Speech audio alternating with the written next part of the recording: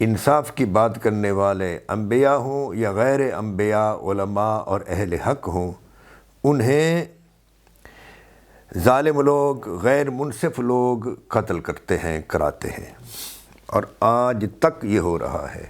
مولانا خادم حسین صاحب رضوی رحمۃ اللہ علیہ، وہ بھی انصاف کی بات کرتے تھے، مساوات کی بات کرتے تھے، اگرچہ ان کی موت کو طبعی بنایا گیا ہے، لیکن حقیقت یہ ہے کہ ان کی موت بھی طبعی نہیں تھی۔ اس کے پیچھے بھی وہی ہاتھ ہے جو ہاتھ 14 جون کے سانحے کے پیچھے تھا، کہ یہ ہمیشہ سے چلا آ رہا ہے انصاف کی بات کرنے والوں کو۔ بھئی انصاف کی بات کرنے والوں کو تو قرون اولیٰ میں ہی مار دیا گیا۔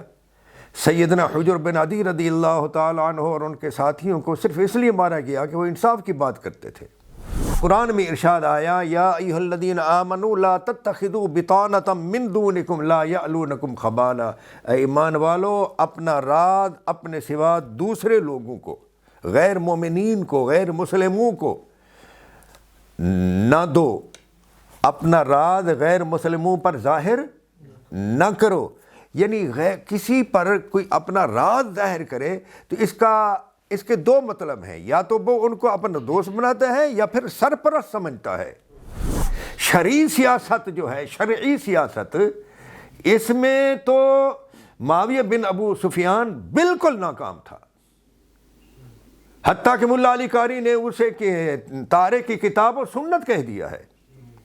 سیدنا ابو سعید خدری رضی اللہ تعالیٰ عنہ نے مسند ابی مسلم میں ہے غادر کہہ دیا ہے۔ سیاست شرعیہ میں حضرت عمار بن یاسر نے اہل شام کو فاسق اور ظالم کہا ہے، کافر نہیں کہا۔ یہ سب سیاست تھی۔ یہ سیاست میں ناکامی تھی کہ حجر بن عدی رضی اللہ تعالی عنہ اور ان کے ساتھیوں کو قتل کیا۔ وہ مساوات کی، عدل کی اور انصاف کی بات کرتے تھے، ظلم کے خلاف بات کرتے تھے۔ عجیب آدمی ہے۔ اور آگے وَاعْتَصِمُوا بِحَبْلِ اللَّهِ جَمِيعًا وَلَا تَفَرَّقُوا، یہ بھی اسی شان نزول میں آتی ہے آیت جو ہے نا، وہ شان نزول، وہ جو لڑائی ہوئی تھی ہاں اوس و خزرج کی، جو ایک یہودی نے کرائی تھی۔ متفق مسلمانوں میں لڑائی کس نے کرائی تھی؟ حضور کی خود ظاہری حیات میں۔ اب کون کرا رہا ہے؟ دو مسلم ممالک کی لڑائی بھی یہود و نصارہ کرا رہے ہیں۔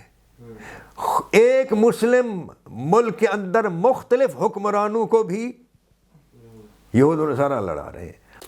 نحمدہ ونصلی ونسلم علی سیدنا و مولانا محمد وعلی آلہ واصحابہ اجمعین، اما بعد فاعوذ باللہ من الشیطان الرجیم، بسم اللہ الرحمن الرحیم۔ آج تراویح میں، قیام اللیل میں جو تلاوت ہوئی وہ تیسرے پارے کے دوسرے نصف سے شروع ہوئی اور چوتھے پارے کے 3 پاؤ پڑھے گئے۔ اللہ تعالیٰ مکمل قرآن کریم قیام اللیل میں پڑھا دے تو اس کا بڑا احسان ہے۔ سب سے پہلی آیت جو پڑھی ہے پہلی رکعت میں سورہ آل عمران کی، اس میں اللہ تعالیٰ ارشاد فرماتا ہے، ان لوگوں کا عذاب بیان کرتا ہے جو اللہ تعالیٰ کی آیات کا انکار کرتے ہیں، جنہوں نے انبیاء کرام علیہم الصلاۃ والسلام کو ناحق قتل کیا، اور جو انصاف کی بات کرنے والے اور انصاف کا حکم کرنے والے لوگوں کو قتل کرتے ہیں۔ اللہ تعالیٰ فرماتا ہے ایسے تمام لوگوں کو دردناک عذاب کی بشارت سنا دو۔ آیت کے الفاظ ہیں، ان الذین یکفرون بآیات اللہ ویقتلون النبیین بغیر حق، وہ لوگ جنہوں نے اللہ کی آیات کا انکار کیا اور انبیاء کرام علیہم السلام کو ناحق قتل کرتے ہیں، وَيَأْمُرُونَ بِالْقِسْطِ مِنَ النَّاسِ، اور وَيَقْتُلُونَ الَّذِينَ يَأْمُرُونَ بِالْقِسْطِ مِنَ النَّاسِ، اور ان لوگوں کو قتل کرتے ہیں جو لوگ انصاف کا حکم کرتے ہیں۔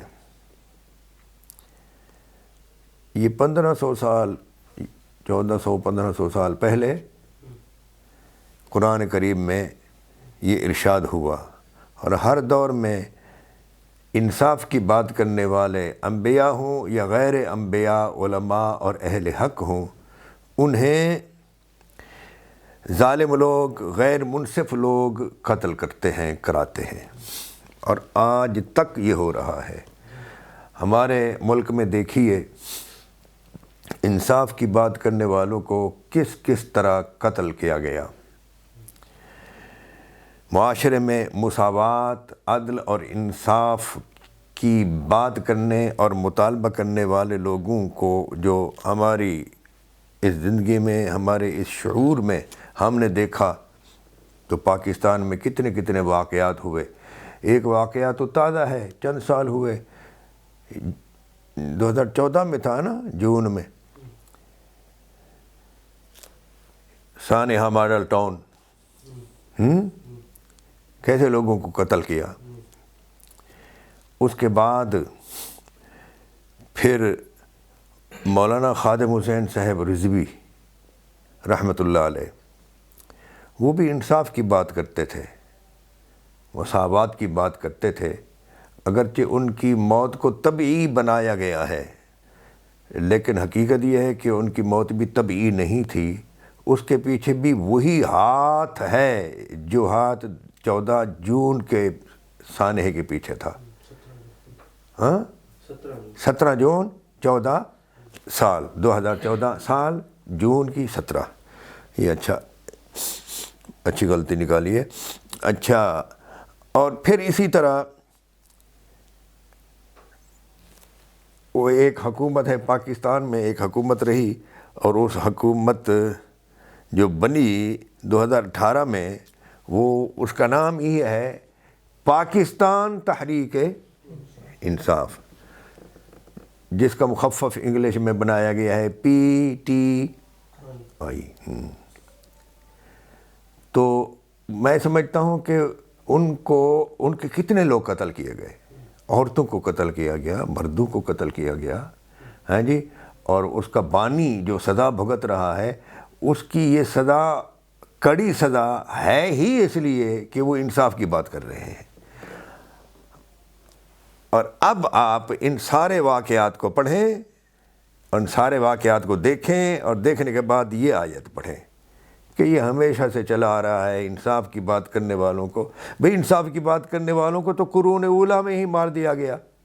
سیدنا حجر بن عدی رضی اللہ تعالیٰ عنہ اور ان کے ساتھیوں کو صرف اس لیے مارا گیا کہ وہ انصاف کی بات کرتے تھے۔ آپ سمجھ گئے؟ تو ہر دور میں انبیاء کو جب قتل کر دیا گیا، تو انبیاء کے بعد جو لوگ انصاف کی بات کرتے ہیں تو ان کا رتبہ انبیاء سے زیادہ تو نہیں ہے۔ تو جو تخت و تاج کے اور سلطنت کے دل دادا ہیں، اور جو استبداد، مشورہ، شورا اور عدل سے عاری لوگ ہیں اور حکمران بن بیٹھے ہیں، ایسے ذلیلوں، کمینوں اور لعینوں کو تو یہی آتا ہے کہ انہوں نے انصاف کرنے والوں کو قتل کرنا ہے۔ اللہ تعالیٰ ایسے ظالم لوگوں سے محفوظ فرمائے۔ اسی رکوع میں آگے ایک بات یہ بھی آئی ہے، وہ بھی میں اس آیت کے ساتھ شامل کروں گا، وہ یہ کہ فرمایا لا يتخذ المؤمنون الکافرین اولیاء من دون المؤمنین، اہل ایمان جو ہیں وہ مومنین کو چھوڑ کر غیر مومنین کو اپنا سرپرست نہ بنائیں۔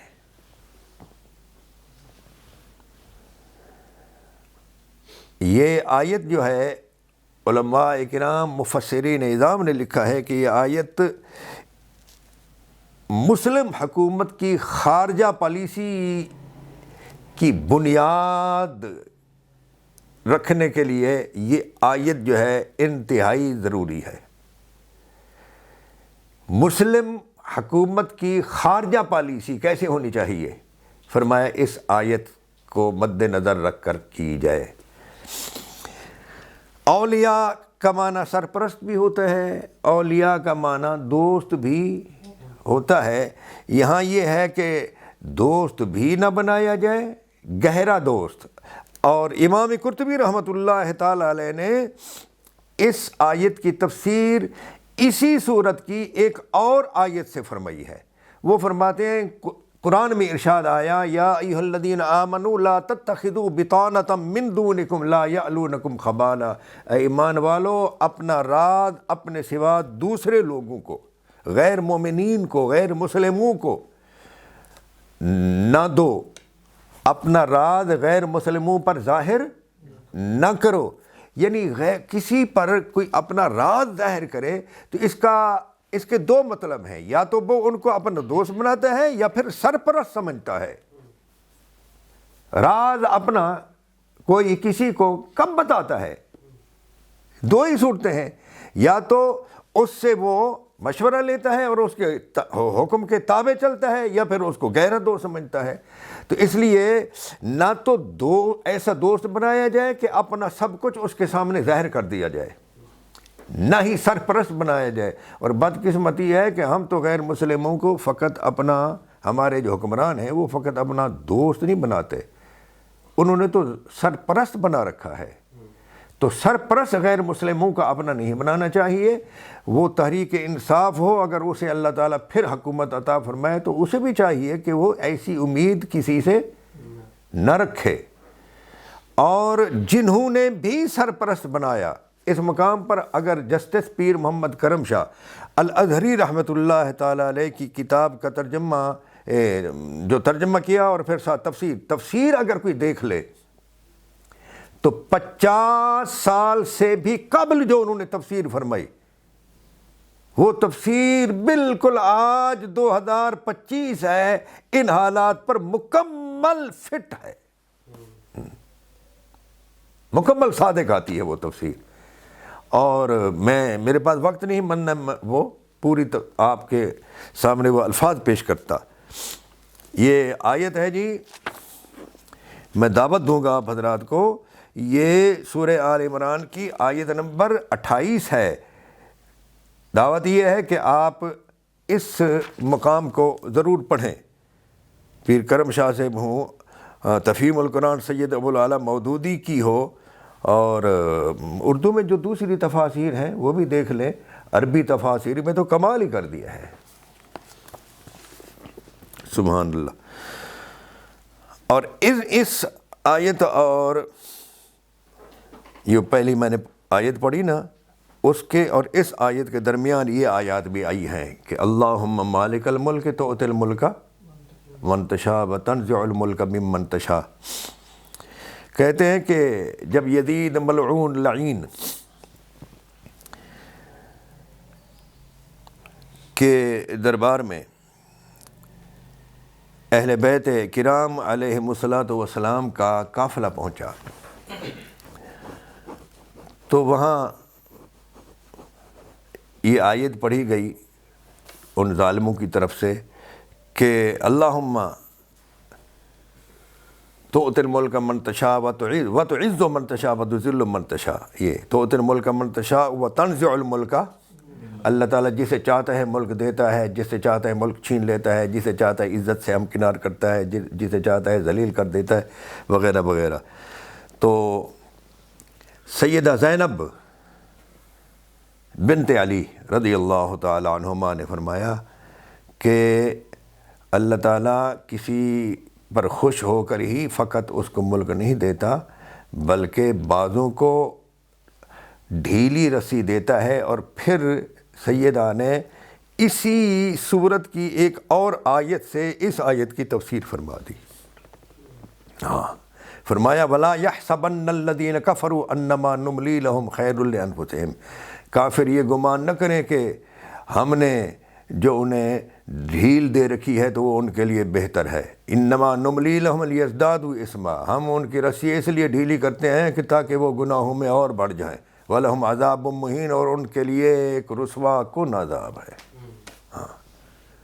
کوئی یہ نمرود کو بھی تو بادشاہت ملی تھی، فرعون کو بھی تو بادشاہت اور حکومت ملی تھی، تو ہر ایک کو جو حکومت ملتی ہے وہ یہ اس لیے تھوڑی ہوتی ہے کہ اس کی عزت بڑھ رہی ہے، بلکہ لیزدادوا اسما، تاکہ وہ گناہوں میں بڑھ جائے۔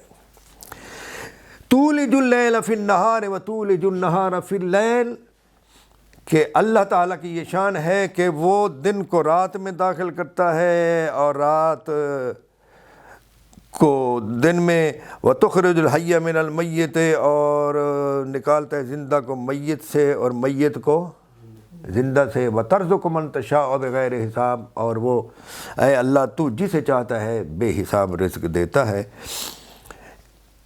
ایک تفسیر تو انہوں نے مفسرین نے یہ کی کہ اللہ تعالیٰ مردے کو زندہ سے اور زندہ کو مردہ سے نکالتا ہے، تو انہوں نے فرمایا جیسا کہ مرغی سے یا پرندے سے ایک زندہ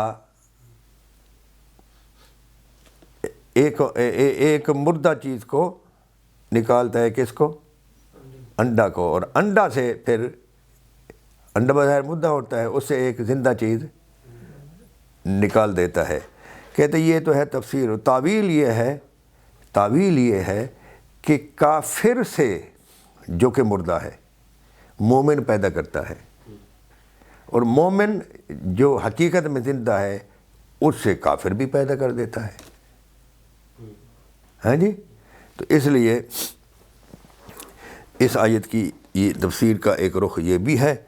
اور پھر آگے اللہ رب العزت نے ارشاد فرمایا کہ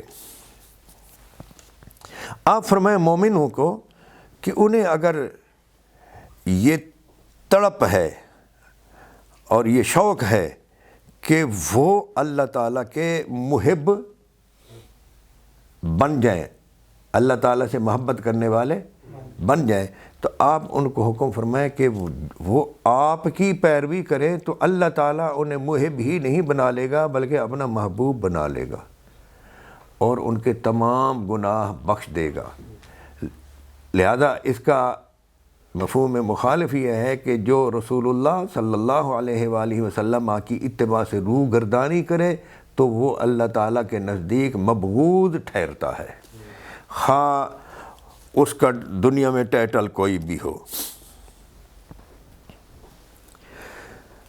اسی رکوع میں سیدہ مریم علیہ السلام کا ذکر بھی آیا ہے، سیدنا عیسیٰ علیہ السلام کی ولادت کا ذکر ہوا ہے، سیدنا عیسیٰ علیہ السلام کو اللہ رب العزت نے جو معجزات عطا فرمائے وہ بھی اسی صورت میں ذکر ہوئے، حتیٰ کہ وہ مادرزاد اندھوں کو بینا کر دیتے تھے، اور وہ احیی الموتیٰ بِإِذْنِ اللہ، خود انہوں نے فرمایا کہ میں اللہ کے حکم سے مردوں کو زندہ کر دیتا ہوں، اور میں تمہیں بتاتا ہوں کہ تم کیا کھا کر آئے ہو، اپنے گھروں میں کیا چھوڑ کر، کیا ذخیرہ کر کے آئے ہو، وہ سب کچھ بتا دیتے تھے۔ اس کو کیا بولتے ہیں؟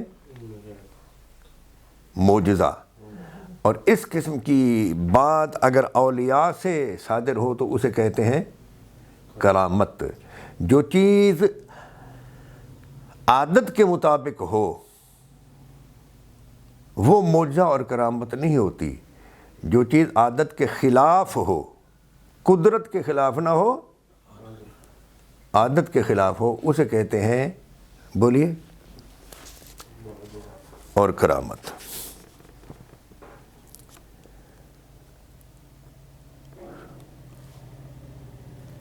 ان مثل عیسیٰ عند اللہ کمثل آدم، ایک آیت یہ بھی آئی ہے قرآن کریم جو بغیر ترجمہ کے تھا، وہ کدھر ہے؟ تو اس میں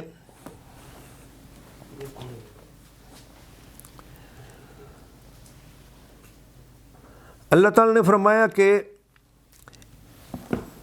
عیسائیوں کو جواب دیتے ہوئے، عیسائیوں نے جب یہ دعویٰ کیا نا کہ بھئی حضرت عیسیٰ علیہ السلام جو ہیں وہ تو الہ ہیں، معبود ہیں،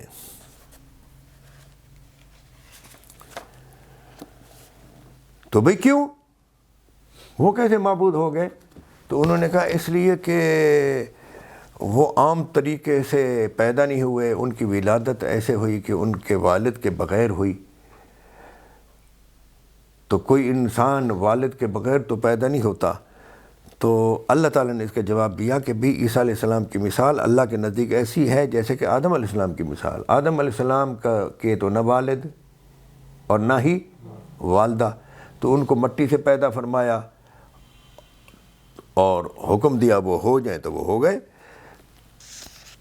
لیکن اس پر بھی انہوں نے اس دلیل کو ٹھکرا تو نہ سکے، یعنی اس دلیل کو توڑ تو نہ سکے، دلیل کا رد دلیل سے نہ کر سکے، لیکن نہ ماننا، انکار کرنا، تو نامانو ہونے کا انہوں نے جب مظاہرہ کیا تو تب اللہ تبارک و تعالیٰ نے فرمایا کہ آپ ان کو کہیں کہ مباہلہ کے لیے تیار ہو جائیں. مباہلہ کہتے ہیں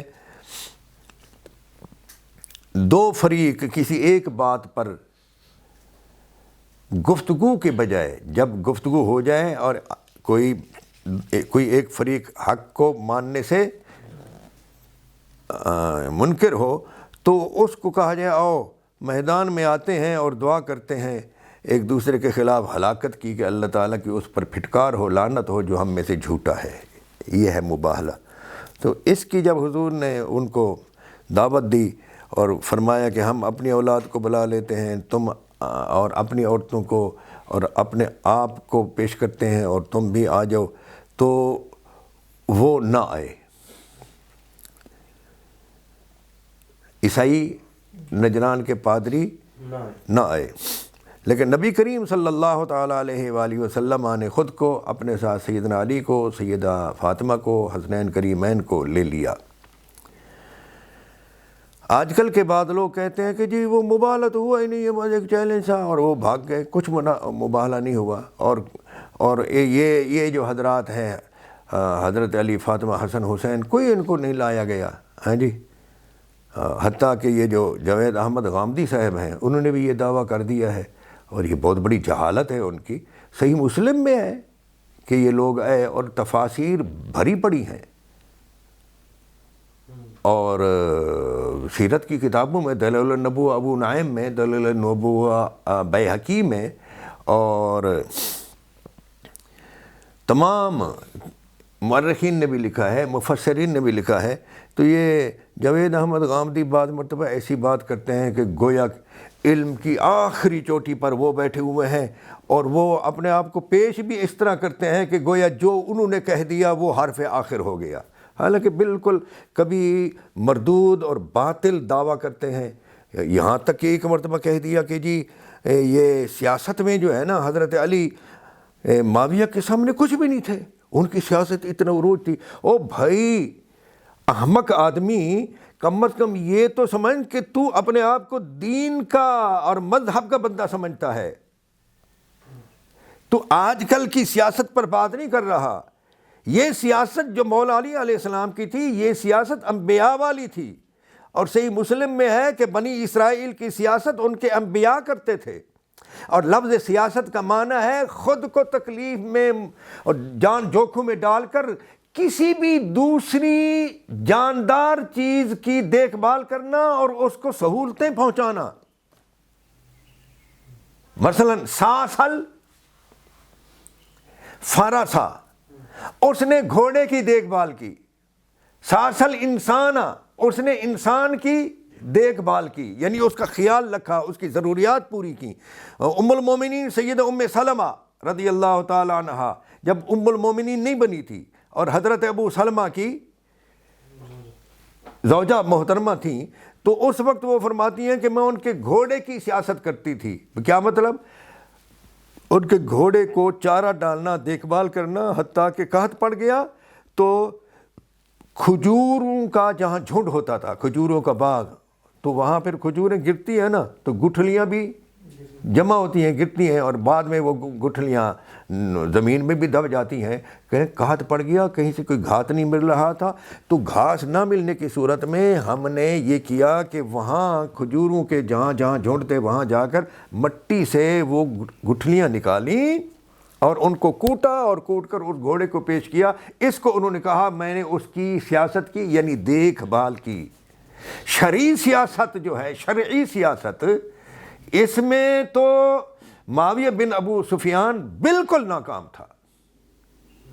حتیٰ کہ ملا علی قاری نے اسے تارے کی کتاب و سنت کہہ دیا ہے۔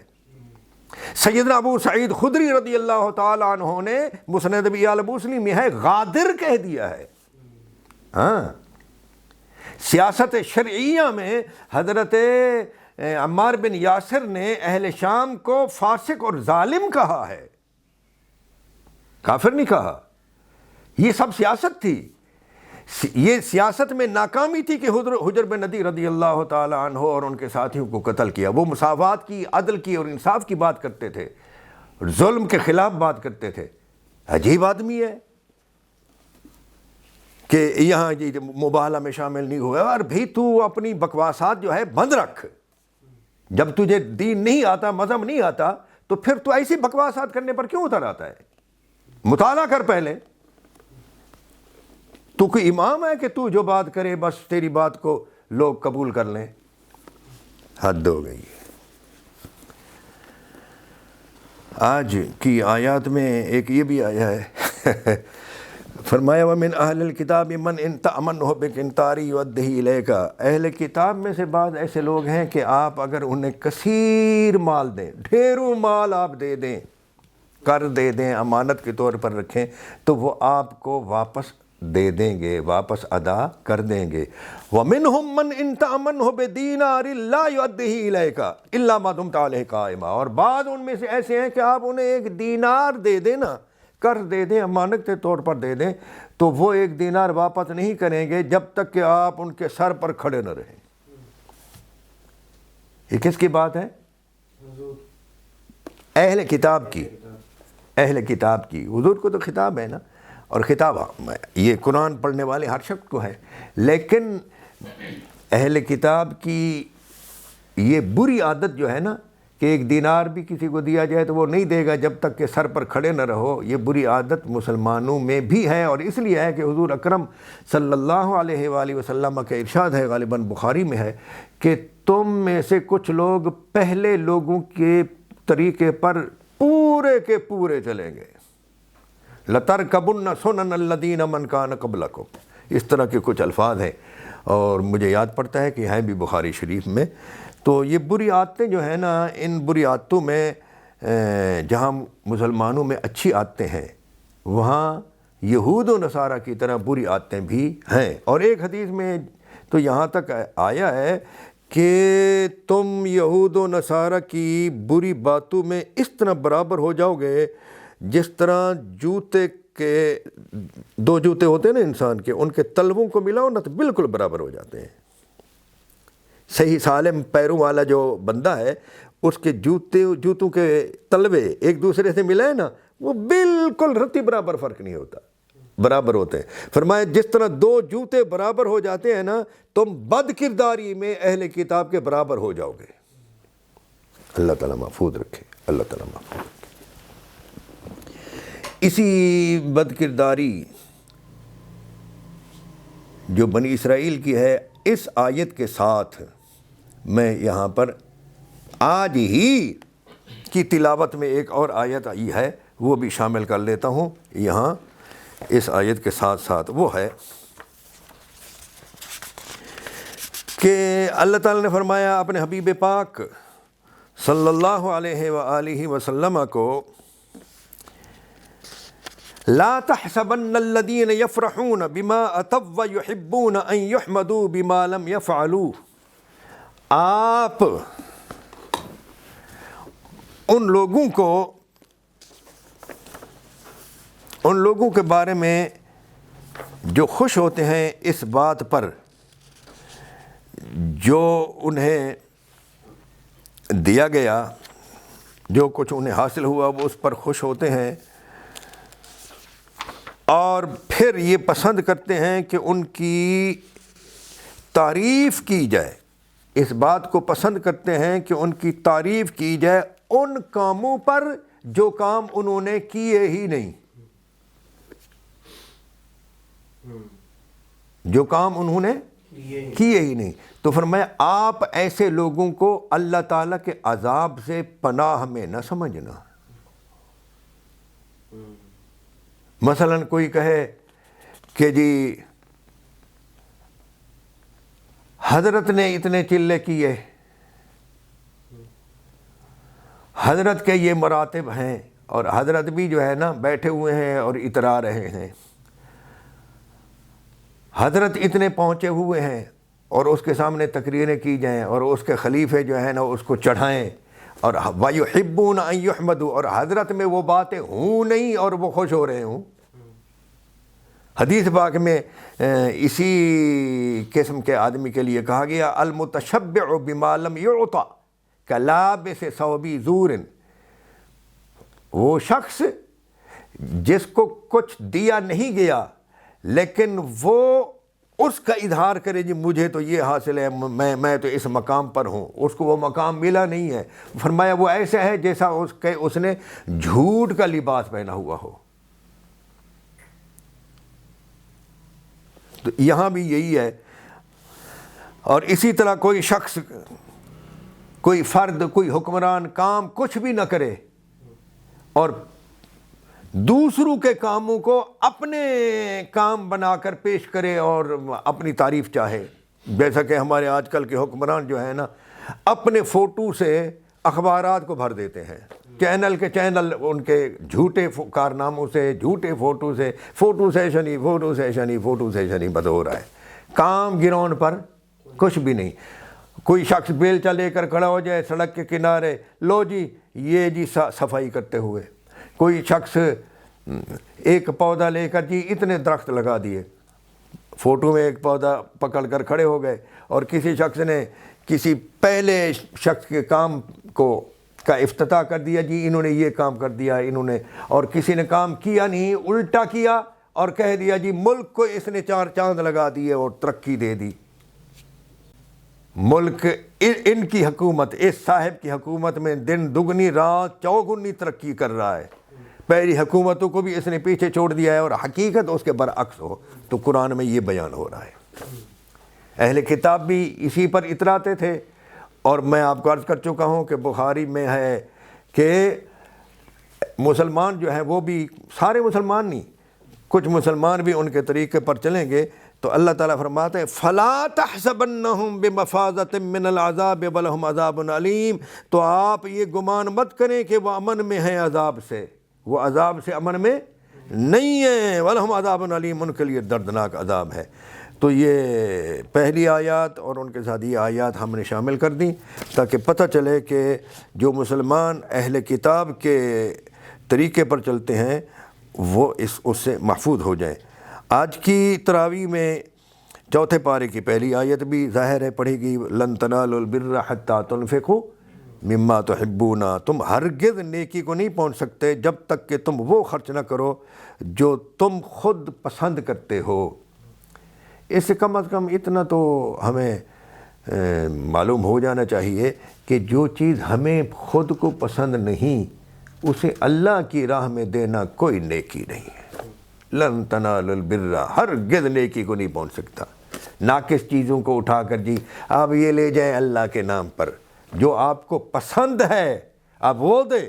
یہی جو ہے سورہ بقرہ میں آیا کہ آت المال علی حبہ، جس مال سے تمہیں محبت ہو، محبت ہونے کے باوجود وہ اللہ کی راہ میں دو تو نیکی ہے۔ ہاں، ناکارہ چیز دینا کوئی نیکی نہیں ہے۔ اور ایک آیت یہ رہ گئی کہ اللہ تعالیٰ نے فرمایا کہ ہم نے انبیاء سے میثاق لیا کہ جب ہم تمہیں کتاب، تم میں سے کسی کو بھی کتاب حکمت دی جائے، پھر کوئی رسول آ جائے تو تم اس کی تصدیق کرو۔ اس آیت میں یہ بیان ہے ہر نبی سے یہ عہد لیا گیا کہ وہ اپنے سے پہلے نبی کی بھی تصدیق کرے، اور اگر اس کے علم میں ہے کہ اس کے بعد آنے والا بھی کوئی نبی ہے اور اس کے آنے کا اس کو علم ہے تو وہ اس پر بھی ایمان لائے، اس کی بھی تصدیق کرے، اس کا بھی ذکر کرے۔ اور اگر کسی نبی کے دور میں کوئی دوسرا نبی ہے تو وہ اس دوسرے نبی کا بھی اقرار کرے، اس کی تصدیق کرے۔ قرآن کریم میں بھی اس کا ذکر ہے فآمن لہ لوط، کہ حضرت لوط علیہ السلام نبی ہیں، ہاں جی، ایمان لائے حضرت ابراہیم علیہ السلام پر۔ یعنی ایک دوسرے کو ماننا، اسی طرح قرآن میں یہ ہے کہ حضرت عیسیٰ علیہ السلام نے ایمان لائے، تصدیق کی، کس کی؟ مصدق لما بین یدیہ من التورات، تورات کی تصدیق کی۔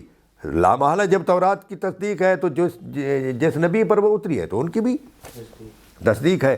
آگے پھر اس ایک ہی آیت میں دونوں باتوں کا ذکر آ گیا، پچھلے کی بھی تصدیق ہے اور آگے جو آئیں گے وَمُبَشِّرًا بِرَسُولٍ يَأْتِي مِن بَعْدِ اسْمُهُ احمد، اور میں خوشخبری دینے والا ہوں۔ اللہ تعالیٰ نے فرمایا وہ خوشخبری دینے والے تھے ایک ایسے رسول کی جو آیا ان کے بعد، انہوں نے فرمایا وہ آئے گا میرے بعد، اسمہ احمد، وہ بعد میں آنے والے نبی کا نام کیا ہوگا؟ احمد۔ تو دیکھیں یہ آیت جو ہے یہ فقط یہ نہیں بتلا رہی، ہم اپنے مقررین سے سنتے ہیں نا کہ اس آیت میں فقط اللہ تعالیٰ نے ایک جلسہ کیا اور سب انبیاء کرام علیہ السلام کو بلایا اور اس میں کہا تم سب کے بعد ایک رسول آئے گا۔ نہیں، ہر نبی کے بعد رسول آتا رہا ہے۔ ہمارے نبی آخر الزمان خاتم النبیین صلی اللہ علیہ وسلم تک انبیاء آتے رہے ہیں اور وہ ایک دوسرے کی تائید اور تصدیق کرتے رہے ہیں، ایک دوسرے کو مانتے رہے ہیں۔ ایک دوسرے کو ماننا اسی کو ایمان کہتے ہیں۔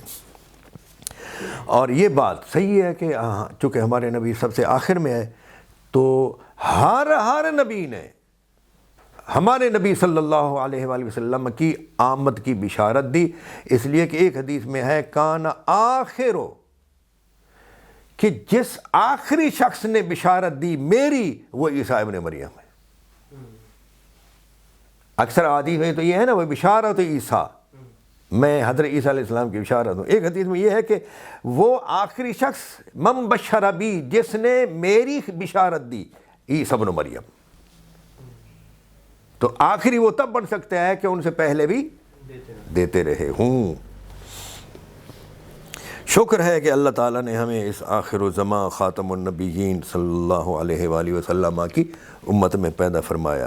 انہی مقامات پر ایک آیت یہ بھی ہے وَكَيْفَ تَكْفُرُونَ وَأَنْتُمْ تُتْلَى عَلَيْكُمْ آيَاتُ اللَّهِ وَفِيكُمْ رَسُولُهُ، اور تم بھلا کیسے انکار کر سکتے ہو جب کہ تم پر آیات الہیہ کی تلاوت ہو رہی ہے اور تم میں اللہ کے رسول بھی موجود ہیں۔ یہ آیات اس وقت نازل ہوئیں سورہ آل عمران کی جب ایک شخص جس کا نام مفسرین نے میرے سامنے یہ ہے تفسیر مظہری شاس، میں پھر پڑھ لیتا ہوں کہیں بھول نہ جاؤں۔ انہوں نے فرمایا کہ ایک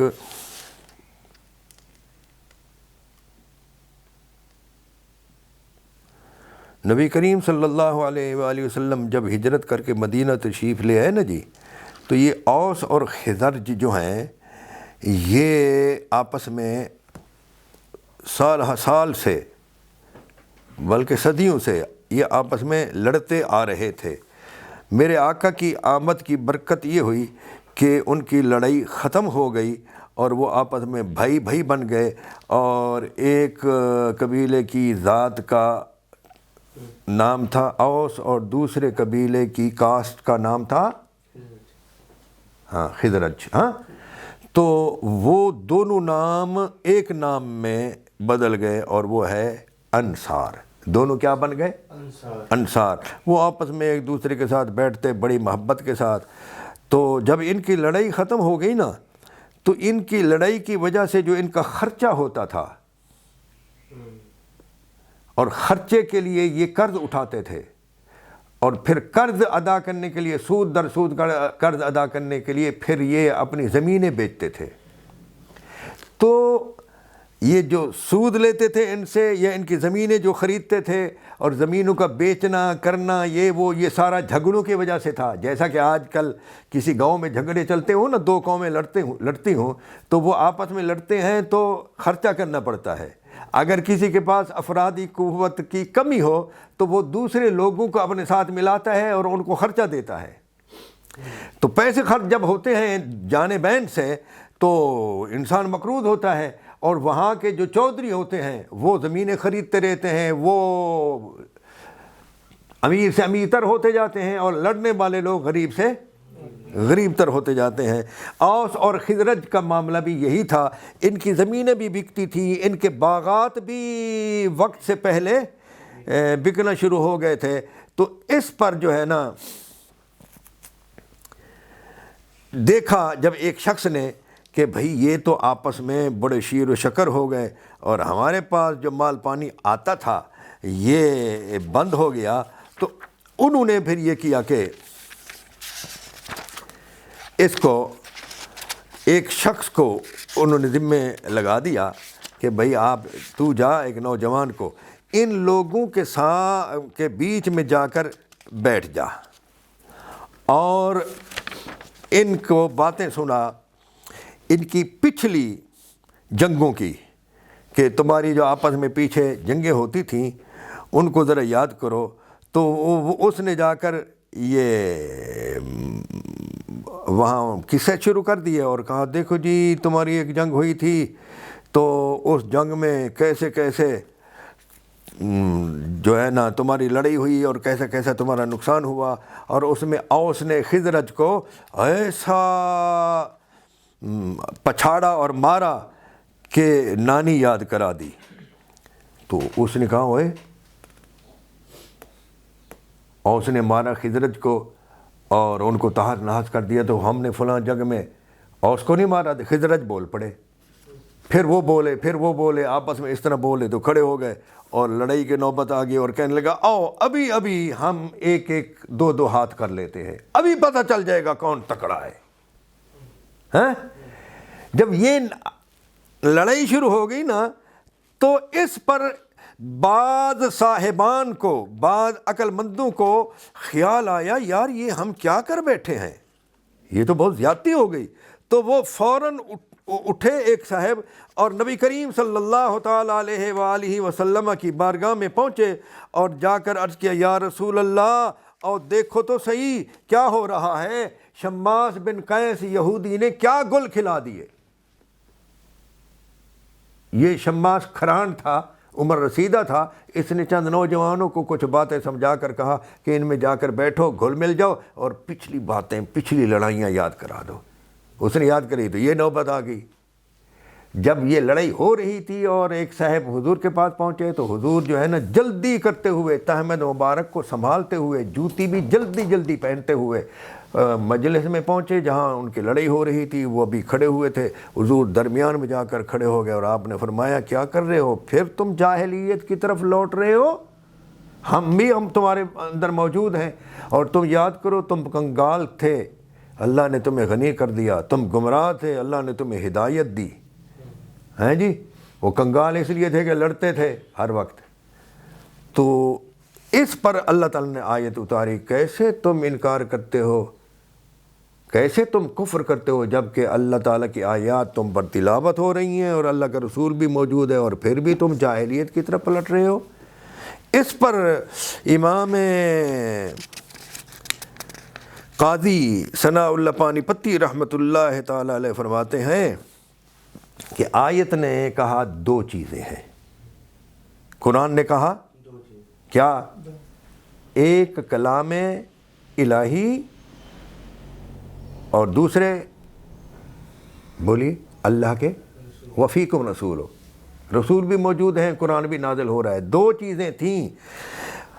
قتادہ کہتے ہیں کہ اللہ تعالیٰ نے دو چیزیں بیان کیں، دو علم بیان کیے، ایک اللہ کی کتاب، ایک کتاب اللہ، ایک نبی اللہ۔ نبی اللہ تو چلے گئے، اب کتاب اللہ جو ہے وہ باقی ہے۔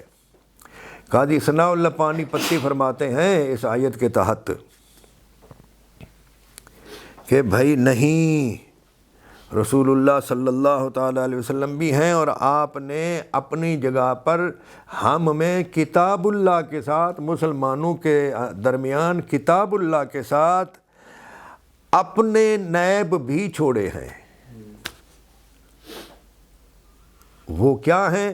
تو اس مقام پر انہوں نے سیدنا زید بن ارقم رضی اللہ تعالیٰ عنہ کی حدیث بیان کی جس میں ہے انما انا بشر یوشک ان یأتینی رسول ربی، کہ میں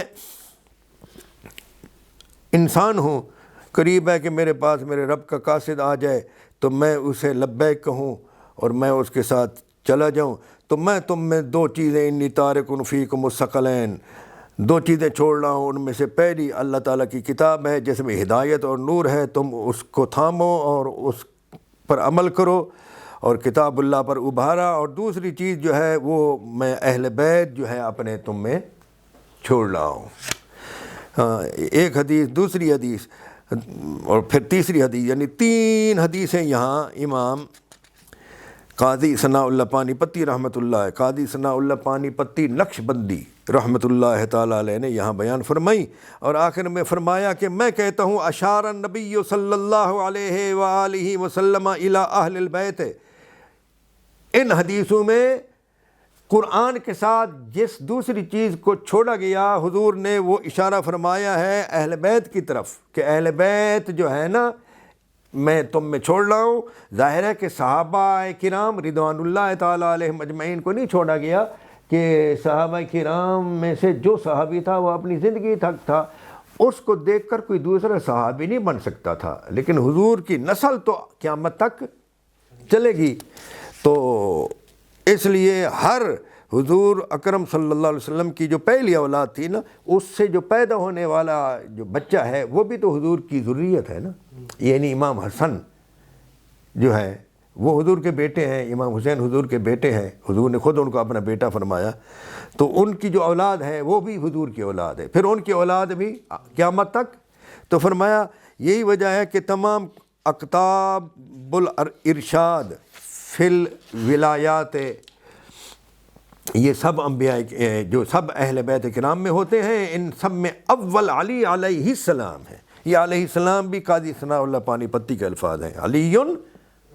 علیہ السلام، ثم ابناہ، پھر حضرت مولا علی کے اولاد ہے، الی الحسن العسکری، امام حسن عسکری تک، اور ان سب میں آخر جو ہیں وہ غوث الثقلین محی الدین عبد القادر جیلانی رضی اللہ تعالی عنہم ہیں۔ کوئی شخص بھی لا یصل احد من الاولین والآخرین الی درجۃ الولایت، کوئی شخص بھی درجہ ولایت کو نہیں پہنچ سکتا الا بتوسطہم، مگر ان کے توسط سے، ان کے ذریعے سے، ان سے کوئی تمسک نہ کرے تو وہ ولی، حدیث پاک تو یہ ہے کہ ان سے کوئی تمسک نہ کرے، محبت نہ رکھے، وہ مومن ہی نہیں بن سکتا، ولی تو دور کی بات ہے، اور ہر مومن ولی ہوتا ہے، ہر مومن اللہ کا دوست ہوتا ہے، آپ سمجھ گئے؟ تو کوئی شخص ان کی محبت اور ان کی اتباع کے بغیر مومن نہیں ہو سکتا۔